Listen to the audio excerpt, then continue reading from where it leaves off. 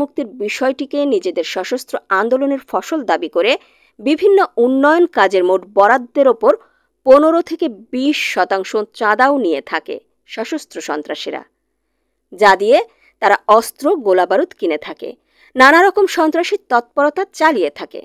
এই বিষয়গুলো অন্তর্বর্তীকালীন সরকারের গঠিত স্থানীয় সরকার সংস্কার কমিশনের নজরেও এসেছে।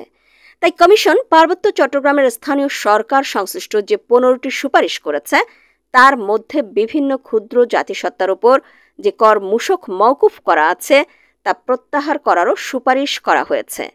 কমিশনের 13 ও 14 নম্বর সুপারিশে বলা হয়েছে, পাহাড়ে বসবাসরত ক্ষুদ্র জাতিসত্তার অধিবাসীগণের জন্য ব্যবসা, নির্মাণ ও ক্রয় বিক্রয়ের উপর কর মূসক মওকুফ করা আছে, তা প্রত্যাহার করে সমতলের মতো কর মূসক আরোপ করলে সুফল পাওয়া যাবে।